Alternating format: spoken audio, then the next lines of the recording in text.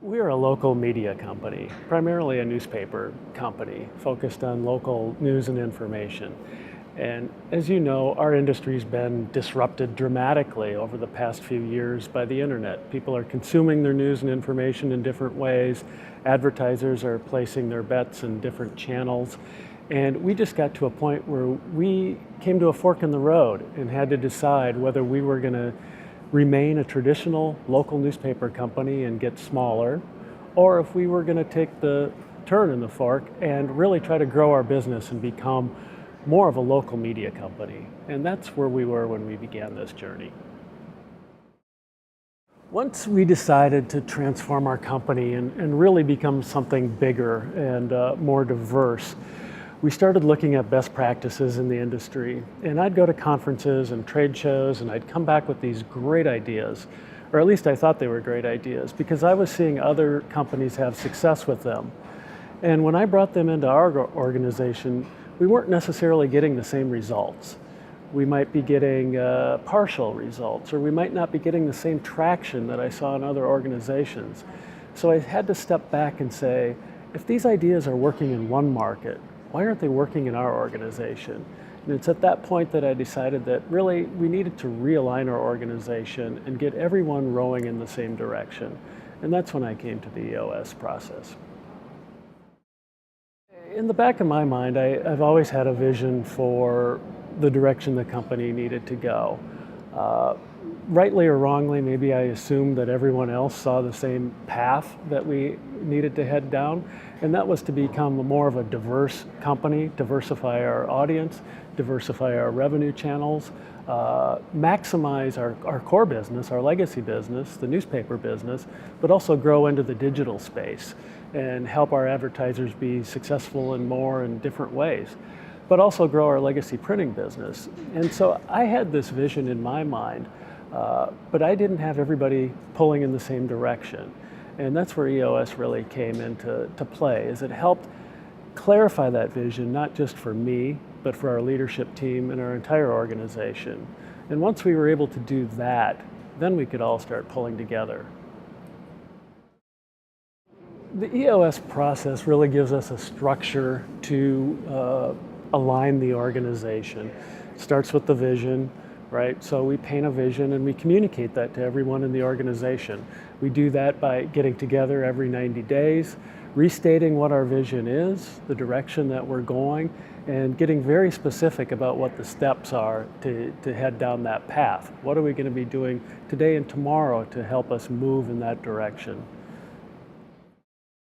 The challenges were many, and I think we've tackled a lot of them, but there's always going to be challenges that remain. One of the biggest challenges was really looking at the organizational structure of the company, because we're a distributed company. We have 8 locations, and we have a lot of duplication of leadership overlap.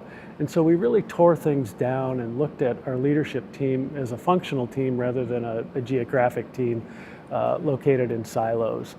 So putting that new organizational structure or accountability chart in place was a really big challenge for us. Not just putting it on paper, but really communicating the reasons why we're doing this to the entire team, because we're having a complete new structure and accountability for nearly everyone in the organization. Once we got beyond that, I think we really started to see some progress take shape. We've always had a very talented leadership team. The key is really developing a very collaborative team that's working together rather than against one another, not necessarily in a destructive way, but just aligning their work and their efforts so that they're going in the same direction, not at cross purposes.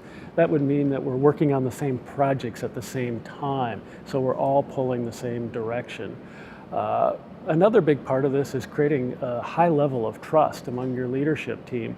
I think we've been able to do that through this process, that we all understand we have each other's backs. There's no internal politics, that we all share the same objectives, the same values, and we're pulling in the same direction. So I think we've accomplished a lot by aligning that team with our values, our vision, and our quarterly objectives. Over the past couple of years, we've had some planned and unplanned changes in the structure of our leadership team, the members that are at the table.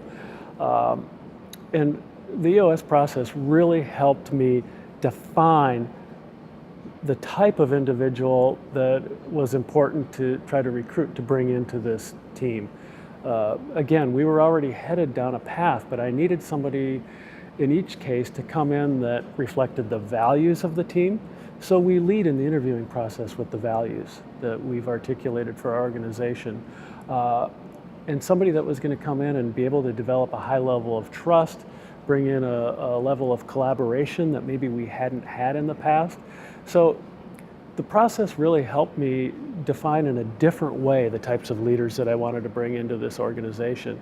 And I think the proof is there that by following that process, we've made some tremendous hires and have been able to really accelerate the rate of change and progress in our company.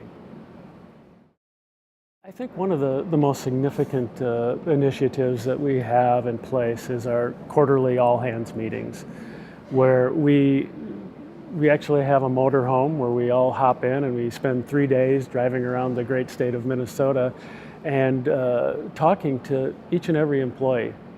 We, again, restate our vision of where we're going as a company. We talk about our values, but most importantly, we talk about those initiatives. I think that has really helped get everyone on board with the direction that we're going, because it puts our initiatives in a context of the greater direction that we're trying to go as a company. So rather than an initiative just coming into the organization out of the blue, now we're introducing these projects or these initiatives within the context of our vision. And I think people are starting to understand that a little bit better about why we need to make changes or why we need to restructure a department. So I think that has been tremendously helpful in this process. As I mentioned, we have 3 operational divisions in our company, 8 physical locations.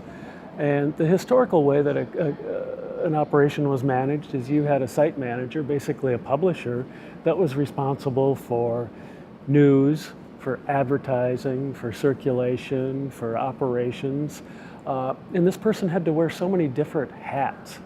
And when we really tore apart our organization, we got away from the geographic definition of responsibility and really got down to the functional definition of responsibility. And I think that's where we're really starting to see some progress. Now we have one individual that oversees the news for our entire company, for 11 newspapers. And by organizing that way, we can develop best practices much more quickly. If we're getting traction in one location, we can look at that and replicate that throughout the organization. Same thing with advertising. If we have a home run in one location with a particular segment or industry, now we can cross-pollinate that. And I think we're seeing a lot of successes across the entire organization rather than pockets of successes in individual locations. So I truly believe our organizational structure is really a key to us moving this forward more quickly. You know, we've had tremendous success in our printing business. We have a commercial printing business, which is also a legacy business, a very mature business. Ink on paper is not a growth industry as advertising has moved to the web. But we've been able to use this process to really identify niches, identify where we can add value, identify customers that we can develop long-term partnerships with. So it's really helped us move the needle in that segment of our business. Now we can apply those same principles in other areas of our business, and that's what we're doing, particularly on the digital advertising side, where we can identify customers that we can really help solve their problems for. And we're really starting to get some great traction in that area as well. It's interesting, I didn't have a lot of introspective clarity about my role going into this process. And throughout this process, I really came to understand that I have 2 jobs in the organization. As CEO and owner, I'm the visionary for the company. but I'm also the integrator for the company, and I have to manage this process and manage the leadership team and make sure that we're moving things forward. And this process helped me clarify those two roles and separate them, because I can't be a visionary in the week-to-week meeting and expect us to make progress. There's a time and a place for me to talk about the future and about where we're going, and that's at our annual planning sessions and our quarterly goal-setting sessions. So I think helping me create more self-awareness about the impact and my roles in the organization has been another big help. You know, we have our quarterly planning sessions, which I think are tremendously helpful. And once we have those quarterly objectives set, or rocks as we call them in this process, now we have a cadence that we follow. Our cadence is we have a level 10 or a high level executive leadership team meeting every 2 weeks. We review our progress on those rocks. We talk about whether we're on track or off track. And then we carve out some time to really focus on the issues that are the highest priority for that particular period of time. So I think by developing that discipline, by developing that cadence, by focusing on what's most important, has definitely been a huge benefit to me in my leadership role, but I think the team as well, and helping them communicate and collaborate and focus on what's most important. I think having the EOS process in place has given me, in a sense, peace of mind that we're working on the right things, that we're working on them together, that we're measuring our progress against those. We may not always be achieving the level of success that we want in each 90-day period, but I know that we're focused on the most important things, and that makes me feel good that we're moving the right direction. I've heard people say that in a leadership role, you have to pick a management model or a leadership model and stick to it and be consistent. I think there's a lot of models out there. There's a lot of books about management. My takeaway from adopting the EOS process is pick one. Pick what you're comfortable with, what works for you, and stick with it. In our case, I find this to be very effective, very easy to stick to, very easy to maintain, and really the proof is in the pudding, because it has helped us transform our organization, both culturally and performance-wise. I guess maybe I underappreciated how important it was to articulate your values as an organization.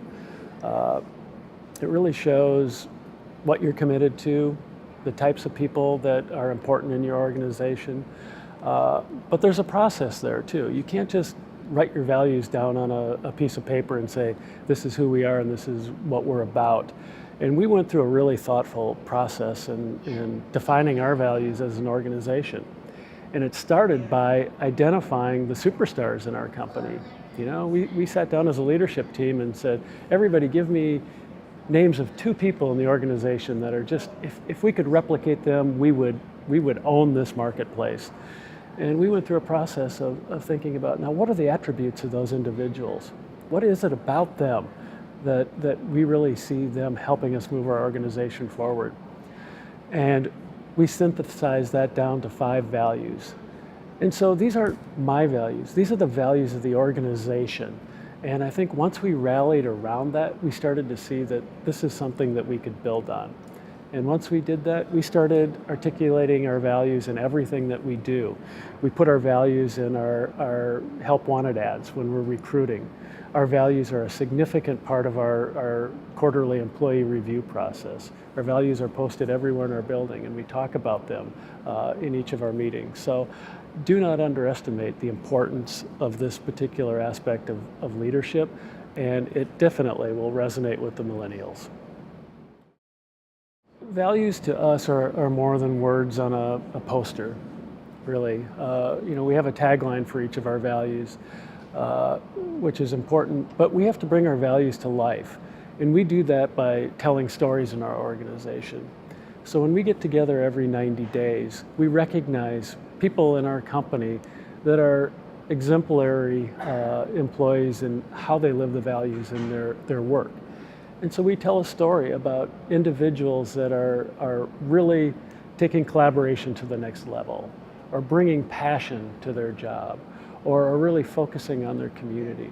And by telling a story about how that individual brings that value to life, I think we can really model for everyone else in the organization what that really means. So it is to us more significant than just a word on a poster. As we changed the culture in the organization, I think the biggest challenge was getting everybody on the same page. And we tackled that challenge by committing to a cadence of having all hands meetings every 90 days. So we bought a little Winnebago and we load our leadership team up in the bus and we make the 3-day circuit to all of our locations to meet with all of our employees. And when we get together, we restate our vision. We try to talk about where we're going as a company so that we align everybody with that direction. We talk about the values that are most important to us to help us achieve that vision. And then we talk about what's the most important objectives for the next 90 days.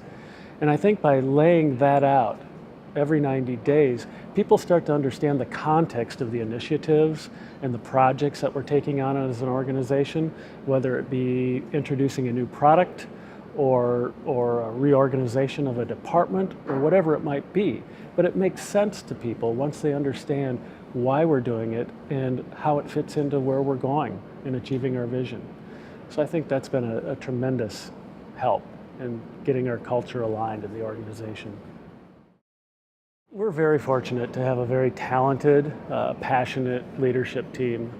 One of the challenges was, though, that we had some overlapping responsibilities, both geographically and functionally, in our organization. And by really focusing on what makes the most sense as far as an accountability structure and organizational structure for our company, has helped align that leadership team to be much more effective, to work with each other more collaboratively, to work together more in concert on specific initiatives. So I think aligning their responsibilities and accountability and defining those very clearly and what their particular key performance indicators are has helped us tremendously.